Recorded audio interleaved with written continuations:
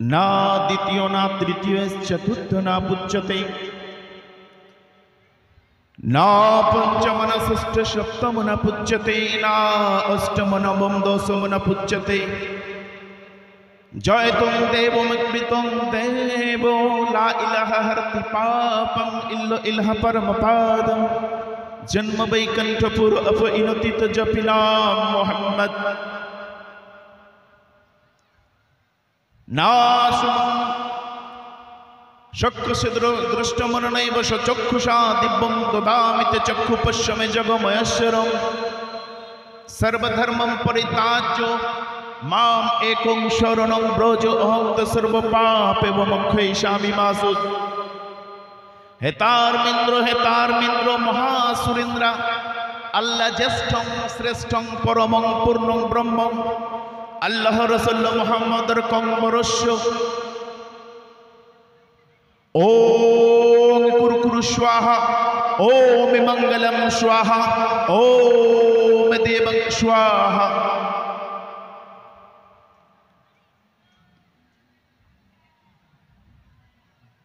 সমস্ত প্রশংসা সমস্ত গুণগান গুণকীর্তন সেই মহান রব্বুল আলামিনের জন্য, যিনি আমাকে আপনাকে আর এই বিশ্ব ব্রাহ্মণ্ডকে সৃষ্টি করেছেন।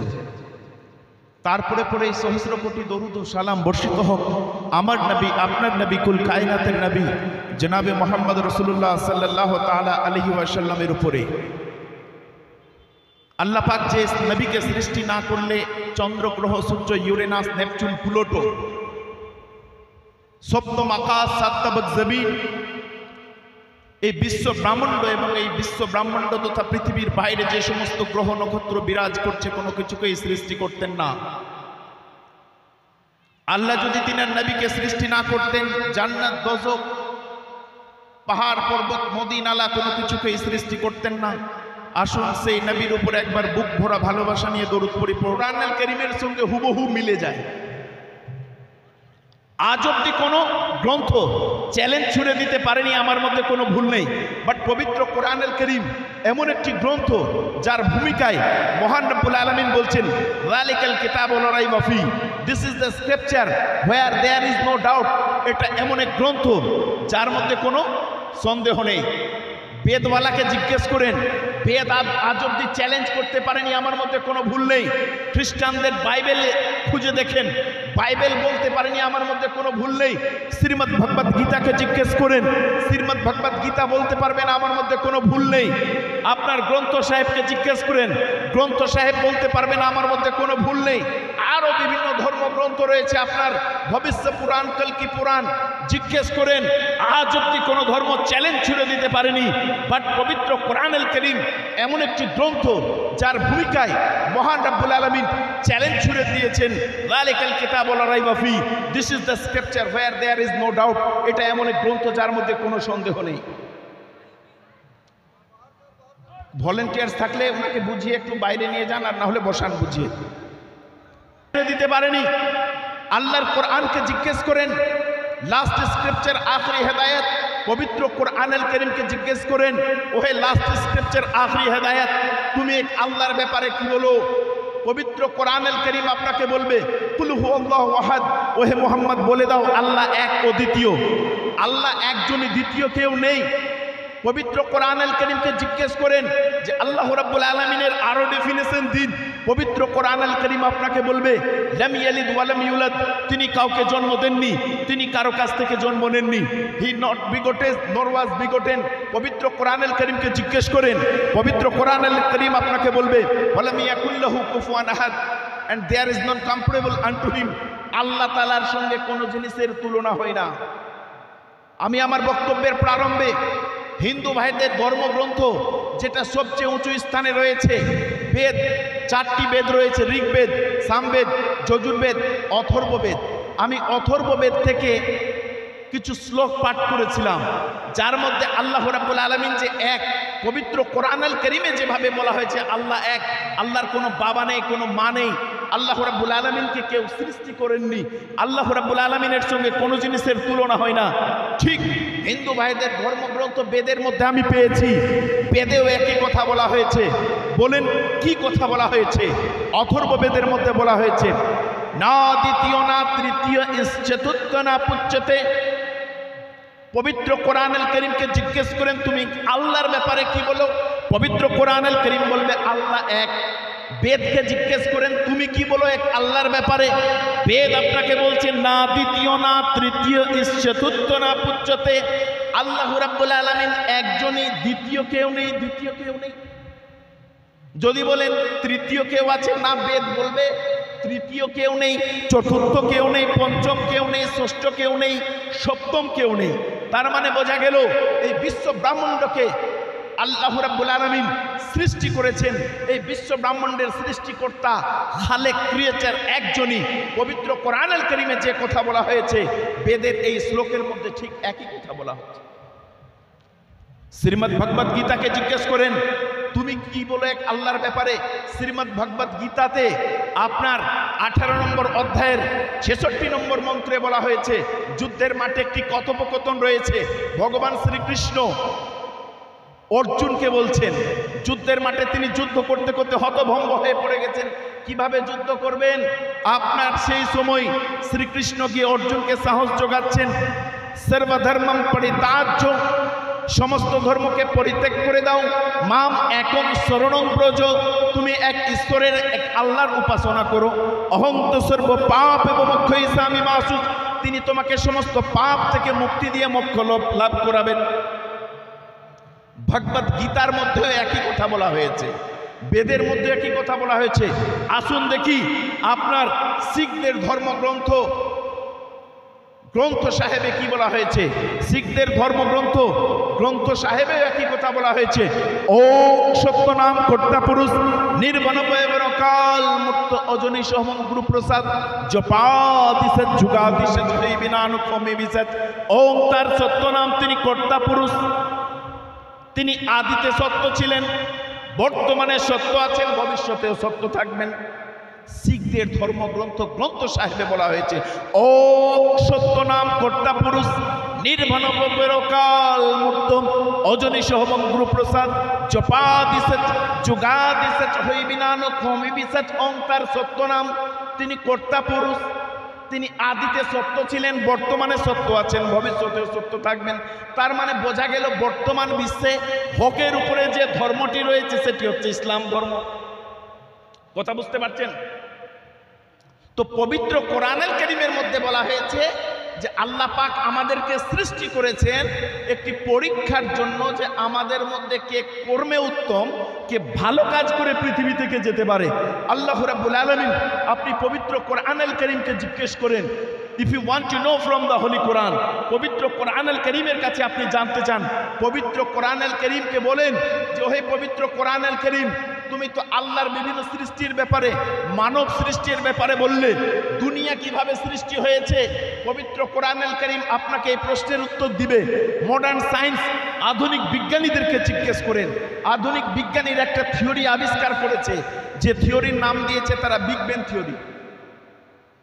যে দুনিয়া কিভাবে সৃষ্টি হয়েছে তারা একটা থিওরি বের করেছে, যে থিওরির নাম দিয়েছে বিগ ব্যাং থিওরি। যে চন্দ্র, গ্রহ, সূর্য, ইউরেনাস, নেপচুন, প্লুটো যা কিছুই আমরা দর্শন করছি বা দেখছি বা যা কিছু আমাদের দর্শনের বাইরে আছে, সব একত্রিত অবস্থায় ছিল, এক জায়গায় ছিল। বিজ্ঞানীরা বলবে যে সব এক জায়গায় ছিল, আর একটা বিস্ফোরণের মাধ্যমে যেভাবে বোমা ফাটানো হয়, বম ব্লাস্ট করা হয়, ঠিক ব্লাস্টের মাধ্যমে পৃথিবী সৃষ্টি হয়েছে, সূর্য সৃষ্টি হয়েছে, চাঁদ সৃষ্টি হয়েছে, আকাশ সৃষ্টি হয়েছে, জমিন সৃষ্টি হয়েছে। বিজ্ঞানীরা বলছে এই কথা। পবিত্র কোরআনুল কারীমকে জিজ্ঞেস করেন, বিজ্ঞানীরা বলছে দুনিয়া বিস্ফোরণের মাধ্যমে সৃষ্টি হয়েছে।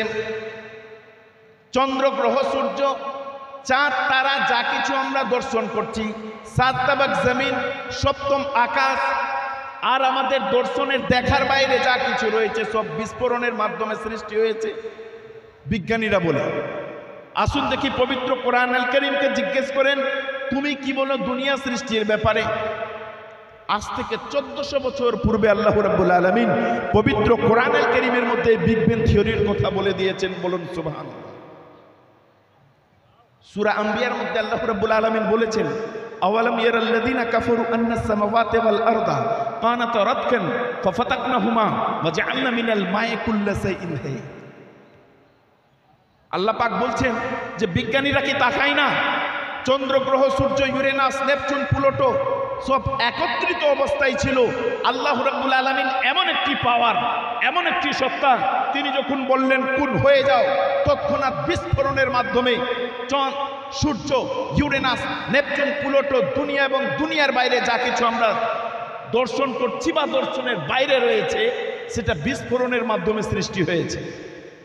Modern science are saying today, আধুনিক বিজ্ঞানীরা আজকে এই কথা বলছে, কিন্তু আল্লাহর কোরআনে আজ থেকে 1400 বছর পূর্বে বিগ ব্যাং থিওরির কথা বলা হয়েছে।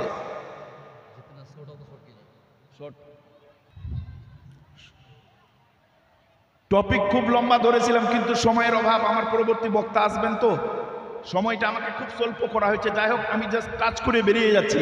আপনি জিজ্ঞেস করেন মাতৃগর্ভে ভ্রূণের দশা নিয়ে কি বলো, বিজ্ঞানীদেরকে বলেন, বিজ্ঞানীরা বলবে আমরা সেই 1800-1900 শতকে আবিষ্কার করলাম মায়ের পেটে ভ্রূণের দশা প্রথম মাসে, দ্বিতীয় মাসে, তৃতীয় মাসে যেভাবে হই, তারা পবিত্র কোরআনুল কারীম থেকে রিসার্চ গবেষণা করে প্রফেসর কিটমুট মাতৃগর্ভে মায়ের পেটে ভ্রূণের দশা দেখে আবিষ্কার করেছে যে মাতৃগর্ভে প্রথমেই একটি ভ্রূণ তৈরি হয়, এক ফোঁটা নাপাক পানি থেকে ভ্রূণ তৈরি হয়, আর সেই ভ্রূণ থেকে মাংস তৈরি হয়।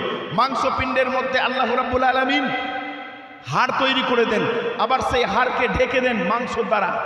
বিজ্ঞানীদেরকে জিজ্ঞেস করেন, ভ্রূণ বিজ্ঞানীরা বলবে আমরা 1800-1900 শতকের পরে এটা আবিষ্কার করলাম। আল্লাহর কোরআনকে জিজ্ঞেস করেন, সূরা আল মুমিনুনের মধ্যে আল্লাহ রাব্বুল আলামিন আজ থেকে 1400 বছর পূর্বে এই কথা বলে দিয়েছেন। আসুন দেখি আল্লাহ রাব্বুল আলামিনের পবিত্র কালাম, আল্লাহ রাব্বুল আলামিনের লাস্ট স্ক্রিপচার, তার মধ্যে মহান রাব্বুল আলামিন তিনার নবীর ব্যাপারে বলেছেন, ওয়ামা আরসালনাকা ইল্লা রাহমাতাল লিল আলামিন, হে নবী আমি তোমাকে প্রেরণ করেছি বিশ্বজগতের করুণা স্বরূপ, বিশ্বজগতের দয়া স্বরূপ। আসুন দেখি পাশাপাশি হিন্দুদের ধর্মগ্রন্থে আমার নবীর আগমনের ব্যাপারে কি বলা হয়েছে। হিন্দু ভাইদের একটি ধর্মগ্রন্থ যেটার নাম হচ্ছে পুরাণ, এই পুরাণের মধ্যে আমার নবীর আগমনের মেসেজ দেওয়া হয়েছে।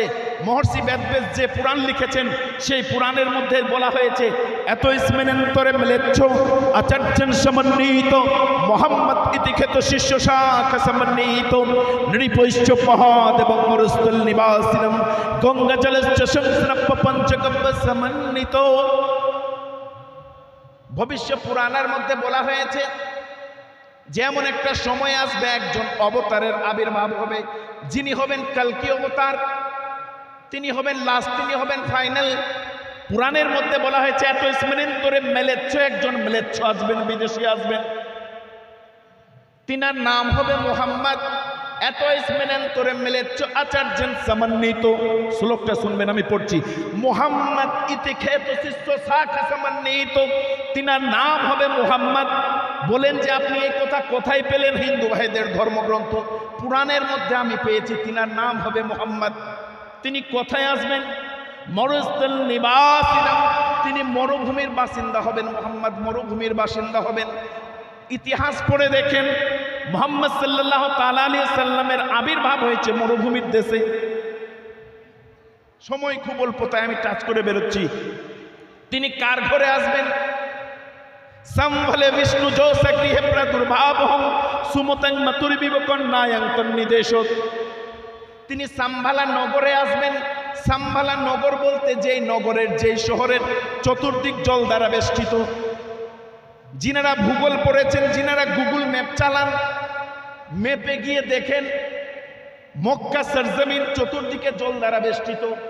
তার মানে মহর্ষি বেদব্যাস যে ভবিষ্যৎবাণী করেছেন মুহাম্মদ সাল্লাল্লাহু তাআলা আলাইহি সাল্লামের ব্যাপারে, এটা মিলে যাচ্ছে। সাম্ভালা নগরে আসবেন। বিষ্ণু যোষা গৃহে, তিনি আসবেন বিষ্ণু যোষা।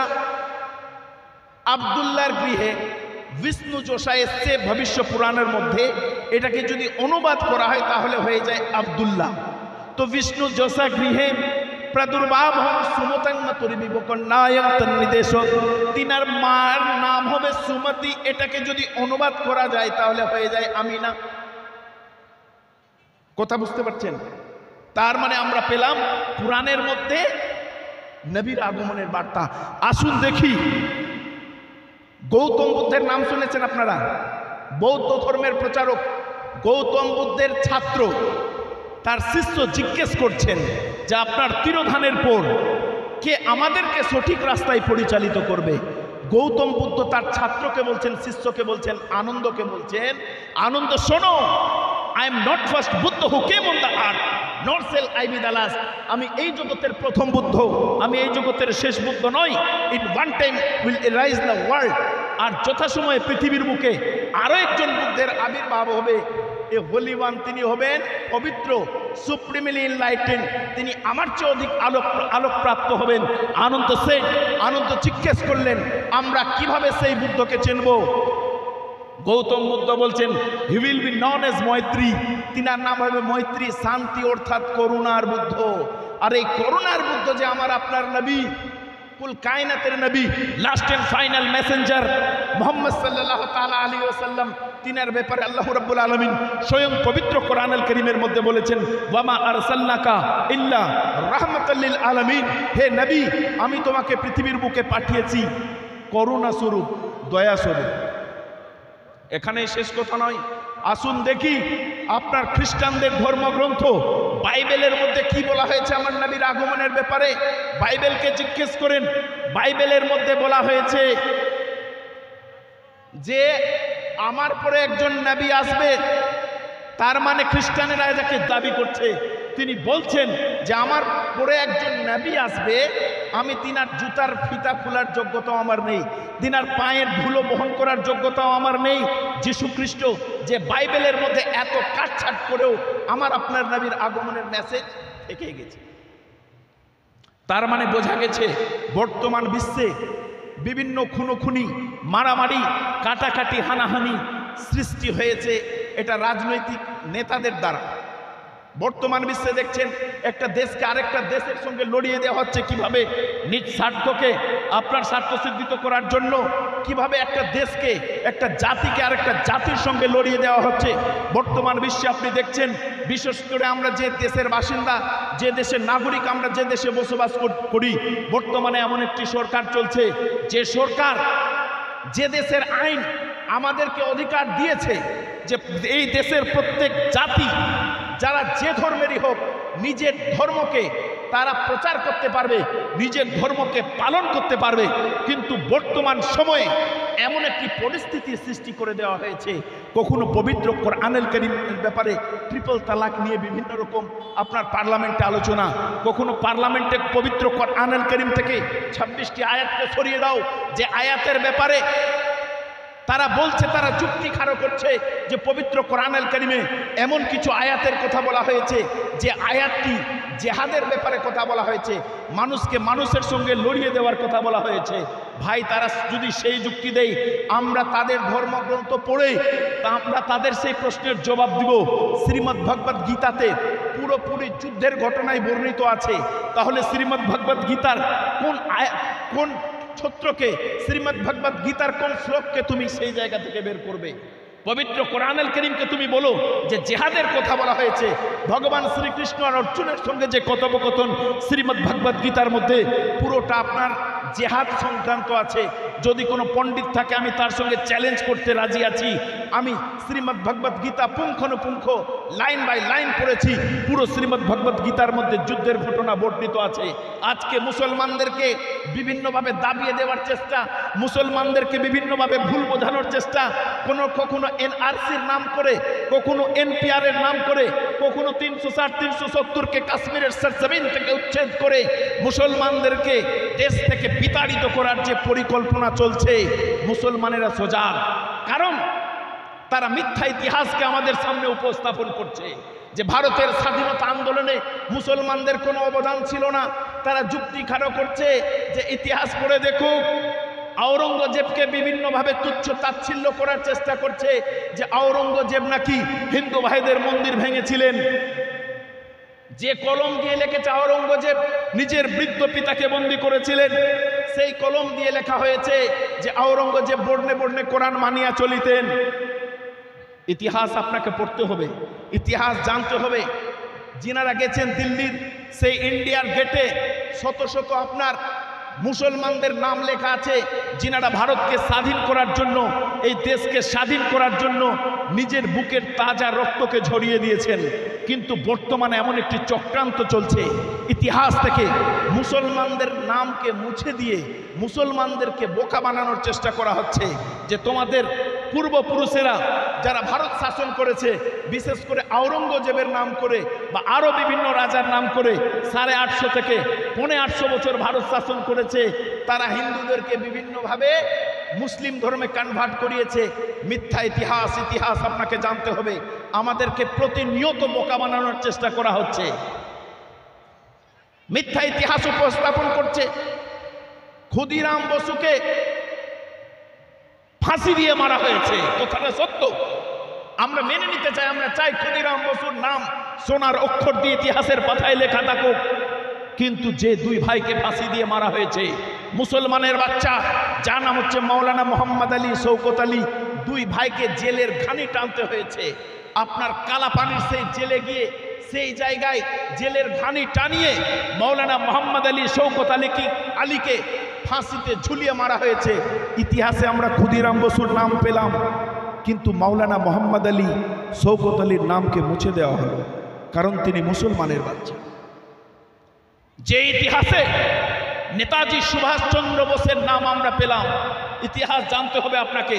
যদিও আমি কম্পারেটিভ রিলিজিয়ানের উপরে বক্তব্য দিতে শুরু করেছিলাম, কিন্তু বর্তমানে যে পরিস্থিতি তাতে ইতিহাস আপনাকে জানতে হবে। পবিত্র কোরআনুল কারীম যদি বলেন যে আমরা ইতিহাস পড়ে কি করব, ইতিহাস আপনাকে পড়তে হবে। সূরা ফাতিহার এমন একটি আয়াত রয়েছে যে আয়াত আমাদেরকে ইতিহাস জানার জন্য উদ্বুদ্ধ করছে, যে আয়াত বলছে ইতিহাস আমাদেরকে জানতে হবে। কাদের ইতিহাস জানতে হবে? যারা পৃথিবীর মধ্যে দাঙ্গা হানাহানি, যারা বিপথে পরিচালিত হয়েছে, যারা খারাপ রাস্তায় গেছে, তাদের ইতিহাসকে যেমন জানতে হবে, সঠিক পথে যারা পথিক, যারা মানুষকে সঠিক রাস্তায় পরিচালিত করেছে, সঠিক পথের আহ্বান করেছে, ঠিক তার পাশাপাশি তাদের ইতিহাসকেও আমাদেরকে জানতে হবে। বর্তমানে আমি যে বললাম যে নেতাজির নাম ইতিহাসের পাতায় সোনার অক্ষর দিয়ে লেখা আছে, আমি চাই না যে নেতাজির নামকে ইতিহাসের পাতা থেকে সরিয়ে দেওয়া হোক, কিন্তু যে নেতাজিকে বিদেশে পাঠাতে সাহায্য করেছিলেন যে মৌলানা ওবায়দুল্লাহ সিন্ধি, তিনার নাম আমরা ইতিহাসে পেলাম না, তিনার নামকে উড়িয়ে দেওয়া হয়েছে ইতিহাসের পাতা থেকে। যে ওবায়দুল্লাহ সিন্ধি ভারতকে স্বাধীন করার জন্য বিদেশে গিয়ে মানুষের কাছে চাঁদা চেয়েছে যে আমরা স্ট্যান্ড গান কিনবো, আমরা বিভিন্ন রকম হাতিয়ার কিনবো, ব্রিটিশরা আমাদেরকে মেরে মেরে শেষ করছে, বিদেশে চাঁদা তুলে রেখে দিয়ে এসেছিলেন। আর যেই নেতাজিকে কলকাতার সেই বাড়ি থেকে আফগানিস্তান দিয়ে কাবুলিওয়ালা সাজিয়ে বিদেশে পাঠানো হলো, নেতাজির নাম আমরা ইতিহাসে পেলাম। কিন্তু যে মৌলানা এত কষ্ট করে কাবুলিওয়ালা সাজিয়ে বিদেশে টাকা কালেক্ট করে রেখে এসে অস্ত্র কিনে বিদেশে রেখে এসে সাহায্য করলেন, সেই মৌলানার নাম আমরা ইতিহাসে পেলাম না। নুরুন্নেসা একজন মুসলমানের মেয়ে, নুরুন্নেসা, যে নুরুন্নেসাকে ব্রিটিশের কুকুরকে কেটে ব্রিটিশের কুকুরকে সে নুরুন্নেসার মাংসকে পিস পিস করে খাওয়ানো হয়েছে, নুরুন্নেসার নাম আমরা ইতিহাসে পেলাম না। ভারতকে স্বাধীন করার জন্য গোল টেবিল বৈঠকে বুক চাপড়ে টেবিল চাপড়ে ব্রিটিশদের বিরুদ্ধে যে মৌলানা আওয়াজ তুলেছিলেন যে না ব্রিটিশ তুমি ভারত ছাড়ো, সেই মৌলানার নাম আমরা ইতিহাসে পেলাম না। গান্ধীজির নাম সোনার অক্ষর দিয়ে ইতিহাসে লেখা আছে, আমি চাই না গান্ধীজির নামকে ইতিহাস থেকে মুছে ফেলা হোক, কিন্তু যে মৌলানা ব্রিটিশদের বিরুদ্ধে টেবিল চাপড়ে কথা বলেছিলেন সেই মৌলানার নাম হচ্ছে হযরত মহানি। হযরত মহানির নামকে ইতিহাস থেকে মুছে দেওয়া হয়েছে, গান্ধীজির নামকে সেই জায়গায় রাখা হয়েছে, সোনার অক্ষর দিয়ে লেখা হচ্ছে। ভুল বোঝানো হচ্ছে। মুসলমানদের কি আছে? মুসলমানেরা কতটা রক্ত প্রবাহিত করেছে ভারতকে স্বাধীন করার জন্য, সেই ঐতিহাসিকদেরকে জিজ্ঞেস করেন। জেনারেল ওডায়ারের নেতৃত্বে পাঞ্জাবের সে জালিয়ানওয়ালাবাগে গুলি বর্ষণ করে জালিয়ানওয়ালাবাগের হত্যাকাণ্ড 1919 সালের 13 এপ্রিল মুসলমানদেরকে কিভাবে কচু কাটা করে গুলি চালিয়ে চালিয়ে শহীদ করা হয়েছিল, সেই মুসলমানদের নাম আমরা ইতিহাসের পাতায় পেলাম না। আজকে সচরাচর প্রত্যেক পদে বিভিন্ন জায়গায় আমাদের এই রাজ্যের মানুষেরা বিভিন্ন রাজ্যে গেলে কোনো সময় দেখবেন আপনার ইউটিউবে ফেসবুকে দাড়ি ধরে মারা হচ্ছে, কখনো জয় শ্রীরামের নারা লাগাতে বলা হচ্ছে, কখনো গাছে বেঁধে মারা হচ্ছে, কখনো গাছে বেঁধে প্রহার করা হচ্ছে, বিভিন্নভাবে তুচ্ছ তাচ্ছিল্য করা হচ্ছে। কালিয়াচকের সেই সুযোগ্য সন্তান আফরাজুল খানের ভিডিও, আফরাজুল ভাইয়ের ভিডিও দেখেছেন যে কিভাবে তাকে কাইতা দিয়ে কুপিয়ে শরীরের মধ্যে পেট্রোল ঢেলে আগুন জ্বালিয়ে দিয়ে আবার ভিডিও বানিয়ে সেই ভিডিওকে সোশ্যাল মিডিয়ায় আপলোড করছে। মুসলমানদের ইতিহাস জানতে হবে, মুসলমান সজাগ। আমি বলছি না যে আপনার ছেলেকে ইতিহাস পড়াতে হবে না, আমি বলছি না যে আপনার ছেলেকে শুধু আলেম বানান। আপনার ছেলে যেমন আলেম হবে, পাশাপাশি আপনার ছেলেটি যদি সঠিক ইতিহাস জানে, সেই নেতাদের মুখে থাপ্পড় দিয়ে জবাব কেড়ে নেবে, সেই নেতাদের মুখে থাপ্পড় নিয়ে তারা মুখে প্রতিবাদ করতে পারবে যে ক্ষুদিরাম বসুকে যেভাবে ফাঁসিতে ঝোলানো হয়েছে, মৌলানা আশফাকুল্লাহকে ফাঁসিতে ঝোলানো হয়েছে, আপনার ক্ষুদিরাম বসুকে, ভগৎ সিংকে যেভাবে ফাঁসিতে ঝোলানো হয়েছে, মুসলমানের বাচ্চা মৌলানা মোহাম্মদ আলী, শৌকত আলীকে ফাঁসিতে ঝোলানো হয়েছে। কিন্তু কই ক্ষুদিরাম বসুর নাম তো আমরা ইতিহাসে পেলাম, কিন্তু সেই মুসলমান ভাইদের নাম যিনারা দেশকে স্বাধীন করার জন্য নিজের বুকের তাজা রক্তকে বয়ে দিয়ে গেলেন, কই তিনাদের নাম তো আমরা ইতিহাসে পেলাম না। বর্তমানে এমন একটি পরিকল্পনা চলছে সংবিধানকে চেঞ্জ করার। ভারতের সংবিধান, ভারতের আইন ব্যবস্থা এমন যে কনস্টিটিউশন অফ ইন্ডিয়া রাইট দিয়েছে, অধিকার দিয়েছে প্রত্যেককে স্বাধীনভাবে বাঁচার, প্রত্যেকেই স্বাধীনভাবে নিজের ধর্মকে প্রচার করার, নিজের ধর্মকে পালন করার। কিন্তু ভাইরা, বর্তমান বিশ্বে, বর্তমান ভারতে এমন একটি পরিস্থিতি, এমন একটি বীজ বপন করা হয়েছে মিথ্যা ইতিহাসের, যে ইতিহাস দিয়ে আজকে মুসলমানদেরকে বিভিন্নভাবে তুচ্ছ তাচ্ছিল্য করা হচ্ছে, যে মিথ্যা ইতিহাসকে পেশ করে জাতিকে আজকে বোকা বানানো হচ্ছে, যে ইতিহাসকে আজকে মিথ্যা ইতিহাসকে পেশ করে মুসলমানদেরকে দেশ ছাড়ার পরিকল্পনা, এনআরসির পরিকল্পনা, এনপিআরের পরিকল্পনা। সঠিক ইতিহাস আপনাকে জানতে হবে, আর সেই ইতিহাসকে সঠিকভাবে উপস্থাপন করতে হবে। আপনাকে প্রতিবাদ করতেই হবে, না হলে যা হওয়ার তা হবে, বুঝে নিন। যাই হোক, আমার বলার বক্তব্যই ছিল, যেহেতু ইশতেহারে আমার নাম নিচে লেখা হয়েছে যে ইতিহাসের গবেষক, আমি বিভিন্ন ইতিহাস যেভাবে ইউনিভার্সিটি কলেজে ইতিহাস পড়েছি, তার পাশাপাশি সিলেবাসের বাইরে যে সমস্ত ইতিহাস রয়েছে, ভারতের স্বাধীনতা আন্দোলনে মুসলমানদের কতটা অবদান রয়েছে, ঠিক তার পাশাপাশি সিলেবাসের বাইরের ইতিহাস পড়েছি। কারণ এই ইতিহাসগুলোকে মানুষের সামনে পেশ না করলে, মানুষের সামনে উপস্থাপন না করলে, আগামীকালকে এসে কোনো নেতা, কোনো লিডার আপনাকে বলবে যে তুমি ভারত ছাড়ো, এই ভারতে তোমার কোনো অবদান নেই, তোমার পূর্বপুরুষের এই ভারতে কোনো অবদান নেই, ভারতকে স্বাধীন করার জন্য আমাদের বুকেরই তাজা রক্ত বয়েছে, মুসলমানরা কেউ শহীদ হয়নি বা মুসলমানদের বুকের তাজা রক্ত বইনি, বলতেই পারে। বেরাদার, সজাগ হন। আসুন আমি আমার বক্তব্যকে সামনের দিকে এগিয়ে নিয়ে যাবো। একবার দৌড় পড়েন আল্লাহুম্মা। টপিক ছিল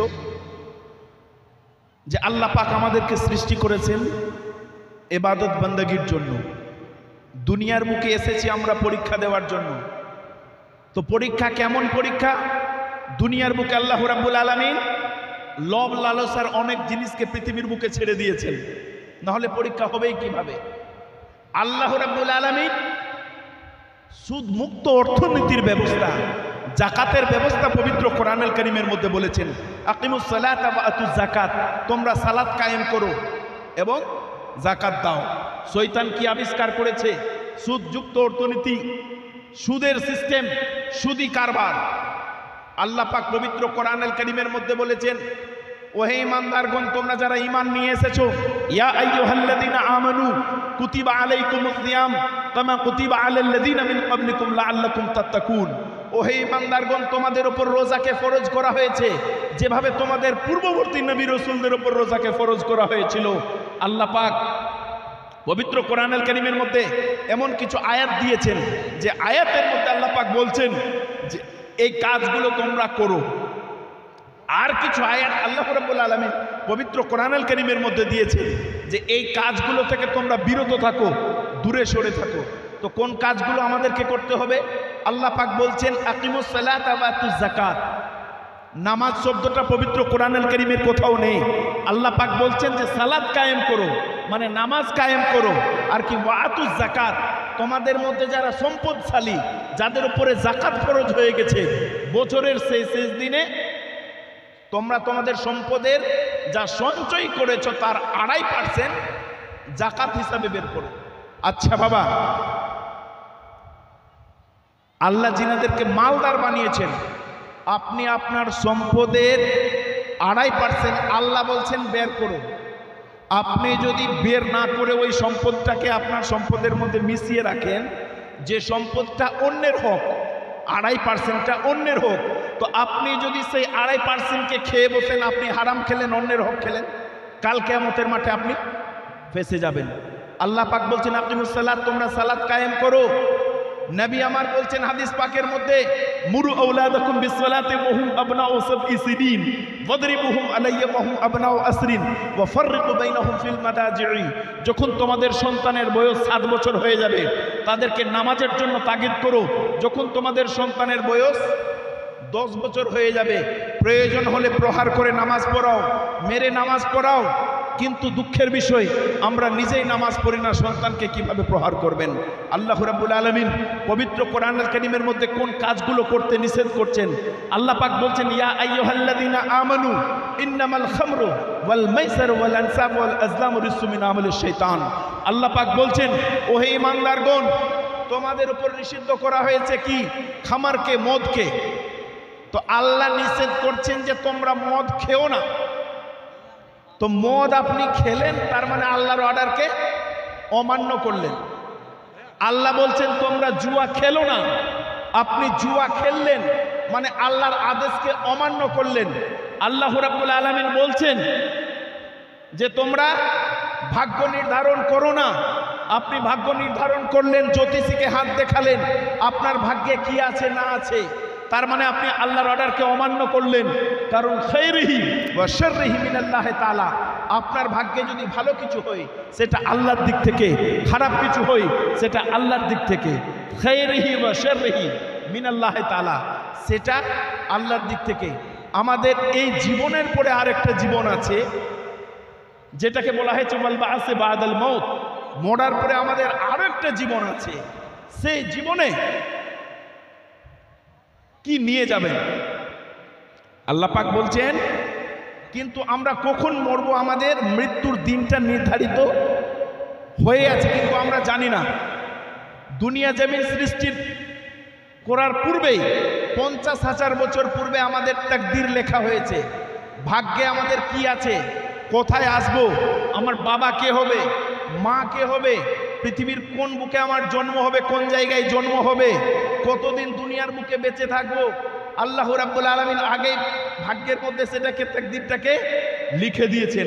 এরপরেও যদি দুনিয়ার বুকে এসে আপনি আল্লাহ রাব্বুল আলামিনের কোনো বিধান, আল্লাহ রাব্বুল আলামিনের কোনো আইনকে তুচ্ছ তাচ্ছিল্য করেন, লঙ্ঘন করেন, তাহলে কাল কিয়ামতের মাঠে আপনাকে ফেঁসে যেতে হবে। আল্লাহ রাব্বুল আলামিন বলছেন যে তো ওয়ালা তাকুলুর রিবা, তোমরা চক্রবৃদ্ধি আকারে সুদ খেও না। তো যারা সুদ খেলো, আল্লাহর আদেশকে অমান্য করলো, সুদ খাওয়ার অনেক বড় বড় পাপ রয়েছে। তার মধ্যে একটি পাপ হচ্ছে মায়ের সঙ্গে 70 বার চেনা করলে যে পাপ হয়, একজন ব্যক্তি যদি চক্রবৃদ্ধি আকারে সুদ খায়, তার আমলনামায় সেই পাপটি লেখা হয়। আমি আমার বক্তব্যের প্রারম্ভে, বক্তব্যের শুরুতে পড়েছিলাম, নবী আমার বলছেন ইদা মাতাল ইনসানু ইনকিতাত আনহু আমালুহু ইল্লা মিন সালাসাতিন সাদাকাতিন জারিয়াতিন আও ইলমিন ইউনতাফাউ বিহি। মানুষ যখন মরে যায় তখন তার আমলের রাস্তাগুলোকে বন্ধ করে দেওয়া হয়। সাহাবায়ে কেরামরা আরজ করলেন ইয়া রাসূলুল্লাহ, ইয়া হাবিবাল্লাহ, নবী গো, ফিদাকি উম্মি ওয়া আবি, আমার মাতা পিতা আপনার চরণ তলে কুরবান হয়ে যাক আল্লাহর রাসূল। আপনি বলেছেন আল্লাহ এক, আমরা আল্লাহকে দেখিনি। আপনি বলেছেন আল্লাহ এক, আপনার কথা অনুযায়ী বিশ্বাস এনেছি। আমরা জান্নাত দোজক দর্শন করিনি, আপনি বলেছেন জান্নাত দোজক আছে, আপনার কথা অনুযায়ী বিশ্বাস করেছি। ইয়া রাসূলুল্লাহ, ইয়া হাবিবাল্লাহ, নবী গো, মরার পরে আরেকটা জীবন আছে, আপনার কথা অনুযায়ী ঈমান এনেছি। ইয়া রাসূলুল্লাহ, ইয়া হাবিবাল্লাহ, নবী গো, এমন কিছু কাজ রয়েছে, এমন কিছু আমল রয়েছে, যে আমলগুলোর কথা বলেন, যে আমলগুলো যদি আমরা দুনিয়ার বুকে করে যেতে পাই, মরার পরেও আমাদের কবরে যেন নেকি পৌঁছায়। নবী আমার বললেন, সাদাকাতিন জারিয়াতিন, দুনিয়ার বুকে কেউ যদি সাদকায়ে জারিয়া করে যেতে পারো, তাহলে তোমাদের আমল নামায় নেকি চলতে থাকবে। সাদকায়ে জারিয়া কি জিনিস? আপনি আল্লাহর ঘর মসজিদ নির্মাণের জন্য একটি টাকাও যদি দিয়ে থাকেন, আল্লাহর ঘর মসজিদ নির্মাণের জন্য একটি ইটও দিয়ে থাকেন, আল্লাহর ঘর মসজিদ নির্মাণের জন্য এক বস্তা সিমেন্টও যদি দিয়ে থাকেন, তাহলে আপনার আমল নামায় সাদকায়ে জারিয়া চলে যাবে। আমি আমার বক্তব্যকে সংক্ষেপের দিকে টানছি। নবী আমার সাহাবা একরামরা আরজ করলেন, ইয়া রাসূলুল্লাহ, ইয়া হাবিবাল্লাহ, দ্বিতীয় আমলটি কি জিনিস? নবী আমার বললেন, দ্বিতীয় আমলটি হচ্ছে এমন জ্ঞান যার দ্বারা মানুষের উপকার হবে। আপনি পবিত্র কোরআনুল কারীমের একটি আয়াত জানেন, আপনি যদি অন্য কাউকে শিখিয়ে দেন, তার দ্বারা নারায়ে তাকবীর, নারায়ে তাকবীর, নারায়ে রিসালাত, নারায়ে রিসালাত, উলামায়ে আহলে সুন্নাত মাসলাকে আলা হযরত, নারায়ে তাকবীর, নারায়ে তাকবীর। তৃতীয় আমলটি হচ্ছে, নবী আমার বললেন, ওয়ালাদিন সালেহিন ইয়াদউ লাহু, কেউ যদি নেক সন্তানকে দুনিয়ার বুকে ছেড়ে যেতে পারে, আপনি মরে গিয়ে কবরে শুয়ে থাকবেন, আপনার সেই নেক সন্তান যদি আপনার জন্য দোয়া করে, 100% সিওরলি সেই দোয়াকে কবুল করা হবে। আমি আমার বক্তব্যকে আর দীর্ঘায়িত করলাম না। ওয়াখিরু দাওয়ানা আনিল হামদুলিল্লাহি রাব্বিল আলামিন, ওয়াসসালামু আলাইকুম ওয়া রাহমাতুল্লাহি ওয়া বারাকাতুহু। দরুদ পড়ুন আল্লাহুম্মা।